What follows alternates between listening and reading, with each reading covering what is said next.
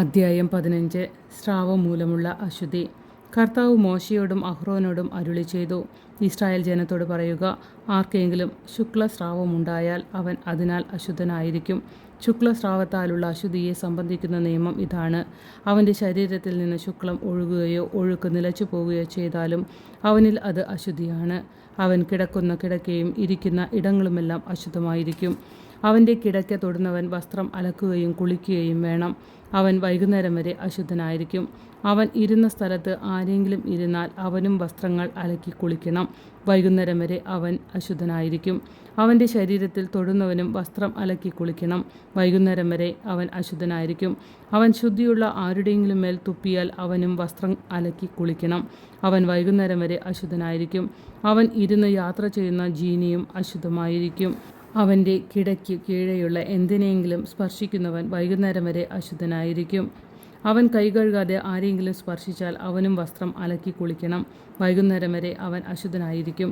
അവൻ സ്പർശിക്കുന്ന മൺപാത്രം ഉടച്ചു കളയണം. മരപാത്രമെങ്കിൽ അത് കഴുകണം.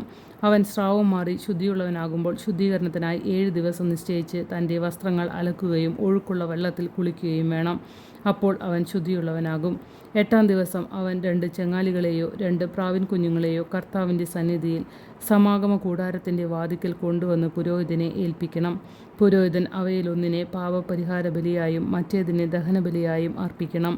അങ്ങനെ അവൻ്റെ ശുക്ലസ്രാവത്തിന് പുരോഹിതൻ അവനുവേണ്ടി കർത്താവിൻ്റെ മുൻപിൽ പരിഹാരം ചെയ്യണം. ഒരുവന് ബീജശ്രവണമുണ്ടായാൽ അവൻ വെള്ളത്തിൽ കുളിക്കണം. അവൻ വൈകുന്നേരം വരെ അശുദ്ധനായിരിക്കും. ബീജം വീണ വസ്ത്രങ്ങളും തുകലുമെല്ലാം വെള്ളം കൊണ്ട് കഴുകണം. അവ വൈകുന്നേരം വരെ അശുദ്ധമായിരിക്കും. ഒരാൾ സ്ത്രീയോടുകൂടി ശയിക്കുകയും ബീജശ്രവണമുണ്ടാകുകയും ചെയ്താൽ ഇരുവരും കുളിക്കണം. വൈകുന്നേരം വരെ അവർ അശുദ്ധരായിരിക്കും. സ്ത്രീക്ക് മാസമുറയനുസരിച്ച് രക്തസ്രാവമുണ്ടായാൽ 7 ദിവസത്തേക്ക് അവൾ അശുദ്ധയായിരിക്കും. അവളെ സ്പർശിക്കുന്നവരെല്ലാം വൈകുന്നേരം വരെ അശുദ്ധരായിരിക്കും. അശുദ്ധിയുടെ ദിനങ്ങളിൽ കിടക്കാനോ ഇരിക്കാനോ അവൾ ഉപയോഗിക്കുന്ന വസ്തുക്കളെല്ലാം അശുദ്ധമായിരിക്കും. ആരെങ്കിലും അവളുടെ കിടക്കയെ സ്പർശിച്ചാൽ അവൻ തൻ്റെ വസ്ത്രങ്ങൾ അലക്കി കുളിക്കണം. വൈകുന്നേരം വരെ അവൻ അശുദ്ധനായിരിക്കും. അവൾ ഇരുന്ന എന്തെങ്കിലും സ്പർശിക്കുന്നവൻ തൻ്റെ വസ്ത്രങ്ങൾ അലക്കി കുളിക്കണം. അവൻ വൈകുന്നേരം വരെ അശുദ്ധനായിരിക്കും. അവളുടെ കിടക്കയിലോ ഇരിപ്പിടങ്ങളിലോ തൊടുന്നവൻ വൈകുന്നേരം വരെ അശുദ്ധനായിരിക്കും. ആരെങ്കിലും അവളോടുകൂടെ ശയിച്ചാൽ അവളുടെ അശുദ്ധി അവനിലും ഉണ്ടാവുകയും അവൻ 7 ദിവസത്തേക്ക് അശുദ്ധനായിരിക്കുകയും ചെയ്യും. അവൻ കിടക്കുന്ന ഏത് കിടക്കയും അശുദ്ധമാകും.